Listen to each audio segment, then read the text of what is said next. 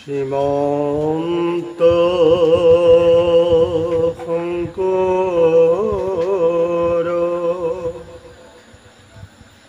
হৰি ভকতৰ জানা যেন কল্পতৰু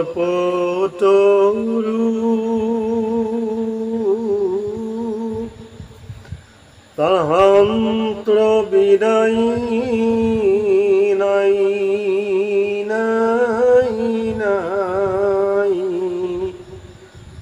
আমাৰ পৰম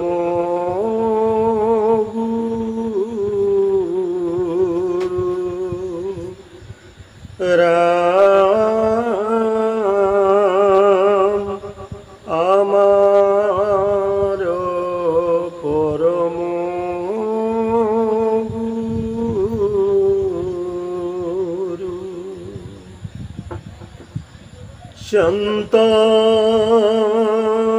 শান্তকাৰম ভুজগশয়নম পদ্মনাভম সুরেশম বিশ্বধারম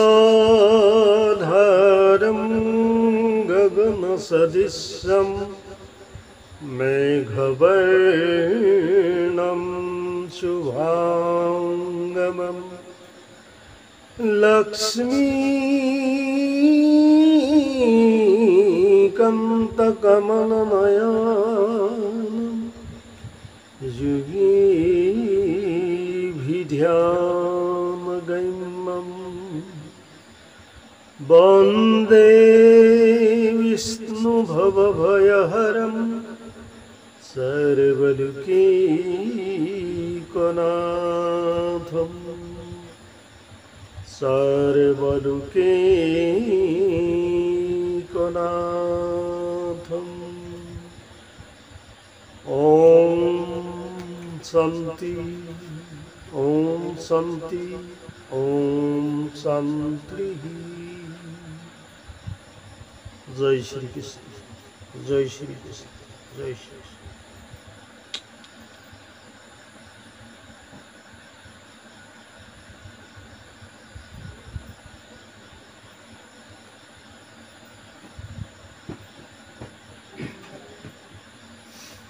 পরম শ্ৰদ্ধাৰ সমস্ত ভক্তপ্ৰাণ বৈষ্ণৱবৃন্দ আই মাতৃসকল, আজি আমি অকস্মাৎ এটি ভিডিঅ' বনাবলগীয়া হৈছে। অৰ্থাৎ এইকাৰণে বনাবলগীয়া হৈছে, যেতিয়া গুৰুসকলৰ ওপৰত অনেক ধৰণৰ বেয়া কমেণ্টবিলাক আহে, সেই কমেণ্টবিলাক চাই আমাৰো বেয়া লাগে। অৰ্থাৎ এই বাহ্যিক ৰূপে কিন্তু অন্তৰ্দৰ্শী দৰ্শনমূলক কোনো কমেণ্ট নহয় এইবিলাক। অৰ্থাৎ এজন গুৰু এটি খুব সুন্দৰ তত্ত্বগধুৰ কথা দাঙি ধৰিছিলে। সেই কথাখিনি কিছু কিছু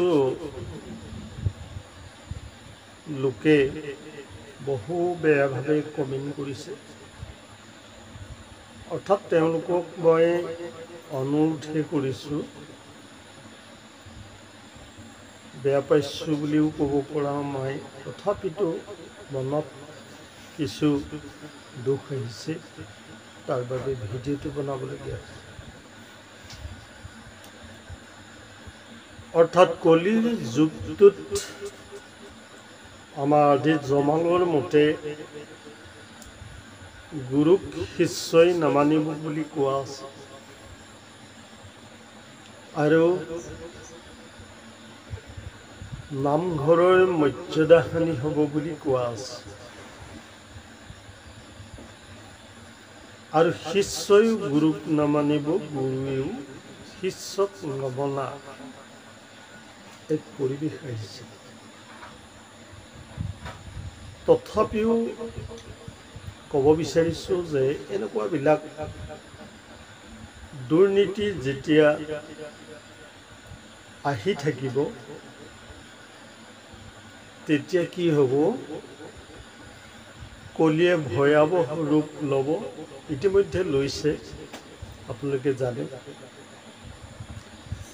কৈছে কলিৰ শেষত হইব কল্কি অৱতাৰ, কাটি মাৰি মেল চকু কৰিব বৃন্দাবন। এই পৰিৱেশবিলাক অসমখনত প্ৰায় ঘটিছে। মেলছবিলাকে বহুতো অনিয়ম কৰিছে, যাৰ বাবে ৰজায়ো সিহঁতৰ প্ৰতি কঠোৰ ব্যৱস্থা ল'বলগীয়া হৈছে। যি জাতিয়েই নহওক, যিয়েই নহওক, আমি এটা জাতি বুলি ক'বলৈ যোৱা নাই। এইবিলাকে যি বেয়া ৰূপ ধাৰণ কৰিছে, বেয়া কৰিছে, এইবিলাক যুগৰ তাৰতম্য মতেই হৈছে। কিন্তু আমি কেৱল যুগক ধিয়াই থাকিলেই নহ'ব। যেতিয়া পৰীক্ষিতে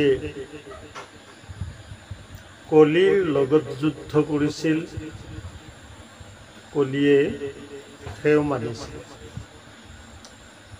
অৰ্থাৎ বিষ্ণু ভকতৰ বাবে কোনো বেয়া বস্তু থাকিব নোৱাৰে। বিষ্ণু ভকতৰ বাবে। আৰু তেতিয়া কলিয়ে নিজেই স্থান দিছিলে, তেওঁলোকক কলিক স্থান দিছিল। সেইখিনি বহলাই ক'ব নাযাওঁ। ভগৱানে, কলি ইমানেই বেয়া বস্তু যে ভগৱানে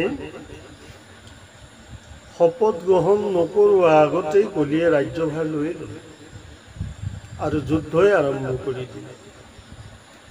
ঠিক তেনেধৰণে এই কলিৰ যুগটোত যিসকল গুৰুৱে আজিকালি ঘৰতে থাকি সুন্দৰ সুন্দৰ ভাগৱতৰ কথা, গীতাৰ কথা শুনাৰ ব্যৱস্থা হৈছে, আৰু তাৰ বাবে মই জনাত কিছু মৰ্যাদাহে হানি হৈছে। কিয়? মোবাইল এটাত পোৱা কথাখিনি তুচ্ছ জ্ঞান কৰে, কিন্তু ডাইৰেক্ট যদি সেই ব্যক্তিজনে তেওঁৰ সন্মুখত কয়, তেতিয়া এনেকুৱা কথা ক'ব নোৱাৰে। এতিয়া মোবাইলটোত বস্তুটো চাই,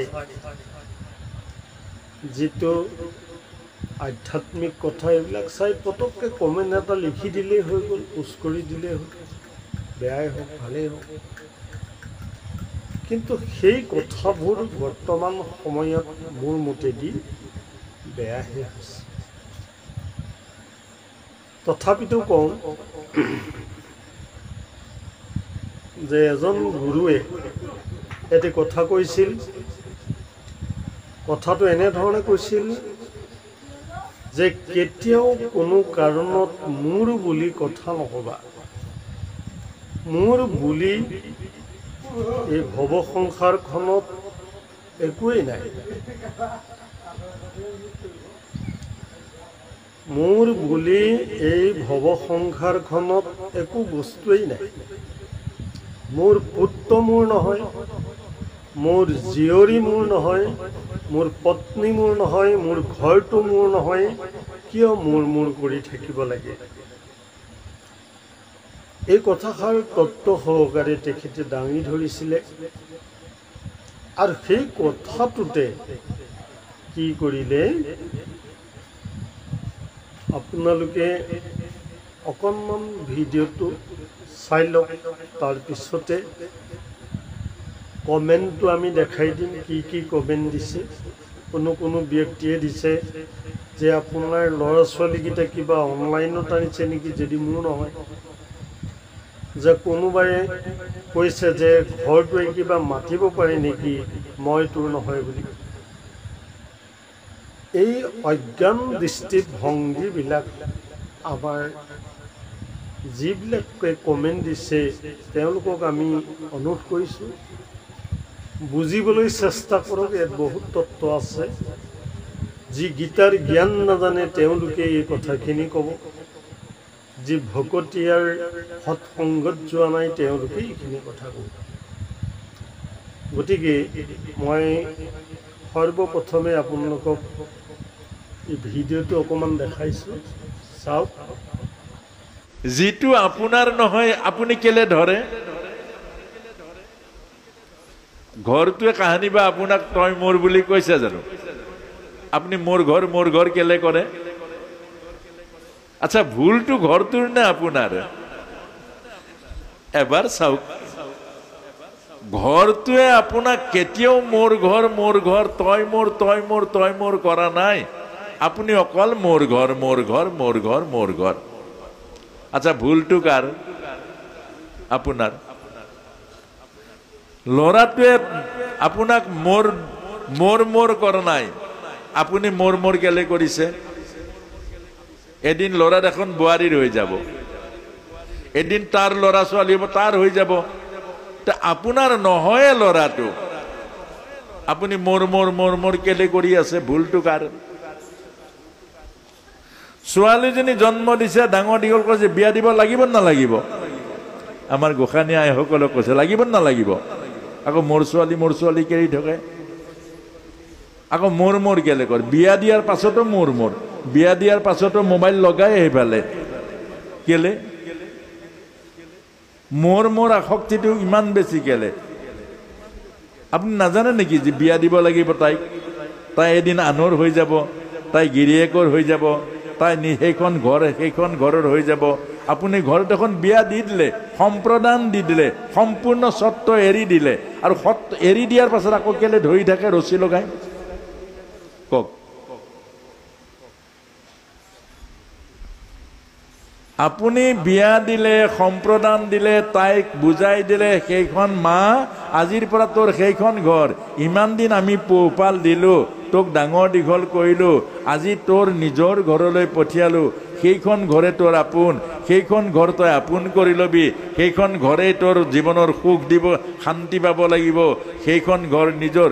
সিমানটো কোৱাৰ পাছতো আকৌ যাই পোৱাই নাই, ফোন লগালে হেল্ল', মাকজনী বৰ ভাল নহয়, নন্দেকজনী আৰু বেয়া, ভায়েকটো বেছি চল নিদিবি, এইবোৰ কেলে? আকৌ এই ৰছী যিমান লগাব বান খাব, সেইটো কোনে ক'লে? আপুনি নিজে কৰিলে, আপুনিতো কৰিব নাপায় সেইটো। আৰু আপোনালোকে কমেণ্টটো চাওক যে এইজন ব্যক্তিয়ে দিছে যে এনেই বলকি থাকিব নালাগে, যদি পইচা ঘটাৰ উপায় নাই, কাম নাই, মোৰ ঘৰত মই মোৰ ঘৰত কাম দিম, পইচা পাবি। এজন গুৰুক কৰা মন্তব্য। তেতিয়াহ'লে কলিয়ে গ্ৰাস কিয় নকৰিব? সেই সকল ব্যক্তিক কলিয়ে কিয় গ্ৰাস নকৰিব? সেইকাৰণে আমি ক'ব বিচাৰিছোঁ যে এনেকুৱা কমেণ্ট কিয় কৰিছে? ইয়াতো বহুত লোকে ভাল কমেণ্ট কৰিছে। আপোনালোকে ভিডিঅ'টো সম্পূৰ্ণকৈ চাব, পিছত চাইছেই চাগে।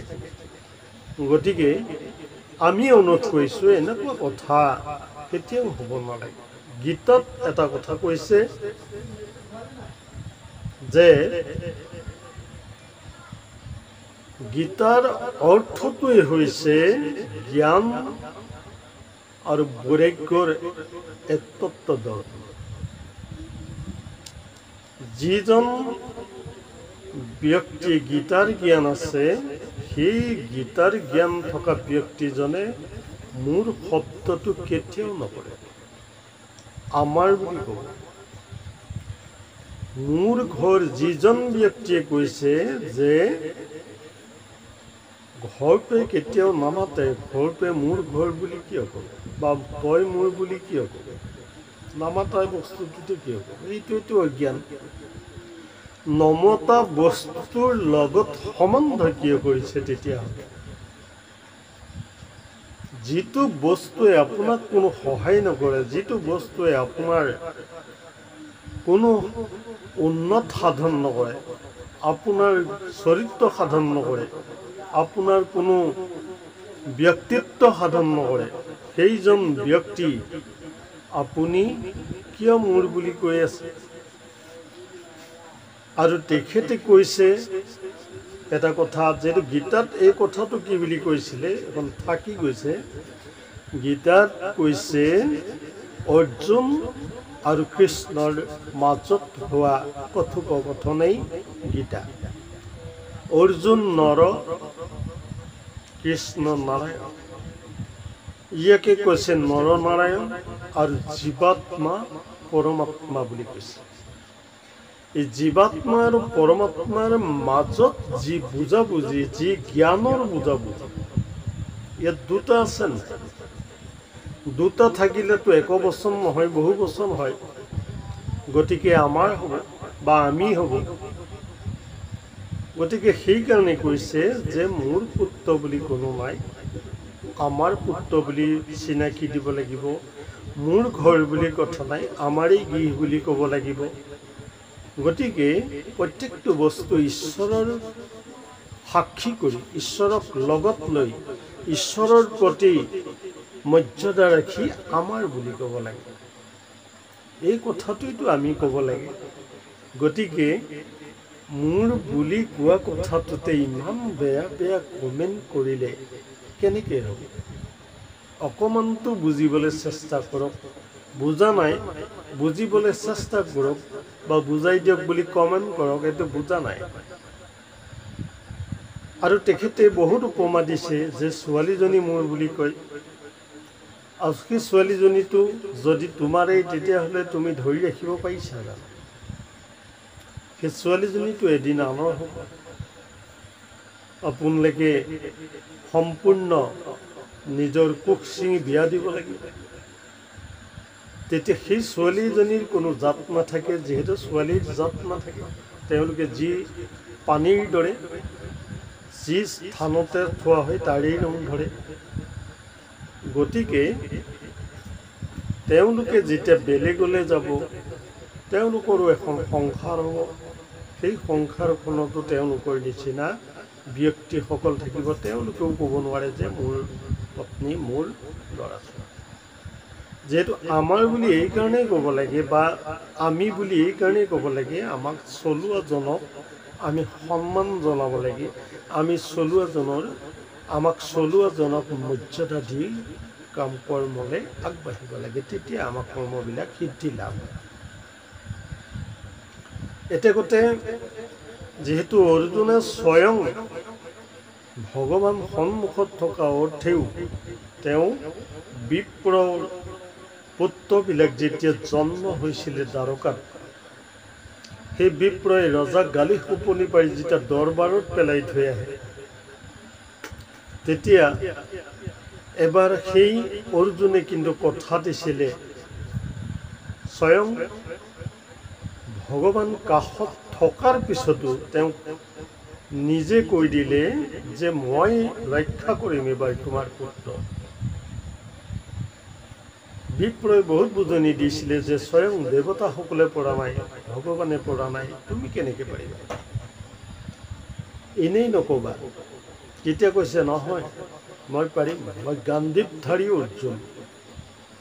মোৰ কাৰণে কেতিয়াও চিন্তা কৰিব নালাগে। কথা দিছোঁ, মই যদি নোৱাৰোঁ নিজেই চিতা জ্বালি মই অগ্নিত ভস্ম হৈ যাম। প্ৰতিজ্ঞাও কৰিলে। ভগৱান কৃষ্ণই ওচৰতে থাকি মাত্ৰ মৃদু হাঁহি মাৰিলে যে অৰ্জুনৰ জ্ঞান এতিয়াও হোৱা নাই, অহংকাৰ দূৰ হোৱা নাই। যিবিলাক অহংকাৰী ব্যক্তি সেইবিলাকেই মোৰ বুলি কয়, আমাৰ শব্দ নাহে, মই বুলি কয়। এতেকে আমি এইটো অনুৰোধ কৰিছোঁ, আপোনালোকে যিহেতু ভগৱান কৃষ্ণৰ পিছত সেই বিপ্ৰ পুত্ৰ আনি জন্ম হোৱাৰ পিছতে মৰিলে, পৃথিৱীতো নপৰিলে। গতিকে তেতিয়া অৰ্জুনক বহুত গালি গালাজ পাৰিলে আৰু অৰ্জুনে নিজে কি কৰিবলৈ লৈছিলে, মৃত্যুৰ চিতা সাজি তাত চাপ মাৰি মৰিবলৈ ধৰিছিল। আৰু তেতিয়াই ভগৱান কৃষ্ণই যিহেতু প্ৰিয় কাৰণে তেওঁক থাপ মাৰি ধৰি ৰাখিলে আৰু তেওঁৰ জ্ঞানৰ বাবে, জ্ঞান সবল হ'বৰ বাবে তেওঁ অনন্ত ওচৰলৈ লৈ গ'ল, 7 পাতাল 7 সাগৰ ভেদি। আৰু অনন্তই সকলো পুত্ৰ বিপ্ৰৰ পুত্ৰবিলাক লৈ আছে। তাকে দেখি অৰ্জুন আচম্বিত হ'ল যে এই ভগৱান কোন, সেই ভগৱান কোন। তেতিয়া বুজি পালে যে এখেত নৰৰূপে আছে আৰু এয়া অনন্ত অনাদি। এতেকে আমাৰ যিমান নহয়, কোনোবাই যদি কিবা এটা বুজা নাই তেওঁ বুজিবলৈ চেষ্টা কৰাটো ভাল, কিন্তু অবুজন হোৱাটো ভাল নহয়, বেয়া কমেণ্ট কৰাটো ভাল নহয়। এইটো তত্ত্বমূলক কথা আছে ইয়াত, এইখিনি তত্ত্বমূলক কথা। আমি শব্দৰ তত্ত্ব এইটোৱেই যে আমাক চলাই থকাজন পৰমাত্মা, পৰমাত্মাই পালন কৰিছে। এই পালন কৰাৰ বাবে আমি কি কৰিব লাগে, সেই কথা মানিব লাগে। তেওঁক আমি আগ কৰিব লাগে। যিহেতু যিজন ব্যক্তিয়ে আমাক চলাই আছে, যিজন ব্যক্তিৰ দ্বাৰা আমি কথা কৈ আছোঁ, চাইছোঁ, নাকেৰে উশাহ লৈছোঁ, কাণেৰে শুনিছোঁ, ভৰিৰে খোজ কাঢ়িছোঁ, হাতেৰে কৰ্ম কৰিছোঁ, শ্বাস প্ৰশ্বাস, এই সকলোবিলাক কেৱল ভগৱানৰ শক্তিত কৰি আছোঁ। আৰু সেইজন ভগৱানক যিজনে বাদ দিছে, সেইজনেহে মই বুলি ক'ব, মোৰ বুলি ক'ব। গতিকে প্ৰভুসকল, আমি অনুৰোধ কৰিছোঁ, আপোনাক সবে বেয়া কমেণ্ট কেতিয়াও নকৰিব গুৰুসকলৰ ওপৰত। যদি কিবা আপোনাৰ সুধিবলগীয়া থাকে, জানিবলগীয়া থাকে, তেতিয়াহ'লে আপুনি নিজেই সেইজনৰ ফোন নম্বৰ দিয়া থাকে, তেখেতৰ লগত কথা বতৰা পাতিলে আপুনি বুজি পাই যাব। যদি যুদ্ধ কৰিম বুলি ভাবে, যদি তৰ্ক কৰিম বুলি ভাবে, তেতিয়াহ'লে ভগৱানৰ পৰা আপুনি বহু দূৰত থাকিব লাগিব। সেইকাৰণে কৈছে, বিশ্বাসে মিলয় হৰি, তৰ্কে বহু দূৰ। তৰ্ক কৰাজন ব্যক্তিয়ে কেতিয়াও কোনো কাৰণত ভগৱানক লগ পাব নোৱাৰে, তেওঁ বহু দূৰ আঁতৰি গুচি যায়। গতিকে প্ৰভুসকল, আজিৰ ভিডিঅ'টিত মই এইখিনিকে কৈছোঁ, যাতে কেতিয়াও বেয়া কমেণ্টবিলাক নকৰিব, গুৰুসকলক গুৰু হিচাপে মানিব। যদি আপোনাৰ তেওঁৰ কথাখিনি মনোমত হোৱা নাই, প্ৰশ্ন কৰিব। প্ৰশ্ন কৰিও যদি মনোমত হোৱা নাই, তেওঁ ভিডিঅ'টো নাচালেই হ'ব। কিন্তু অপমান কৰাৰ সাহস কেতিয়াও নকৰিব, আপোনাৰ পাপ লাগিব। জয় শ্ৰীকৃষ্ণ। আজি ইমানকে কৈছোঁ। আমি আমাৰো চেনেলটো আপোনাক সবে ছাবস্ক্ৰাইব কৰিব। বহু কথা আছে ইয়াত, শ্বেয়াৰ কৰিব আৰু কমেণ্ট কৰিব। আমি কোৱা কথাখিনিত আপোনালোকৰ মতামত জনাব, তেতিয়া আমিও বুজিম। গতিকে আজি ইমানকে কৈ আমি সামৰণি মাৰিছোঁ এটি শান্তি মন্ত্ৰেৰে। সৰ্বে ভৱন্তু সুখিনঃ, সৰ্বে সন্তু নিৰাময়া, সর্বে ভদ্রাণি পশ্যন্তু মা কশ্চিৎ দুঃখভাগ্ ভবেৎ। ওম শান্তি, ওম শান্তি, ওম শান্তি। জয় শ্রীকৃষ্ণ, জয় শ্রীকৃষ্ণ, জয় শ্রীকৃষ্ণ।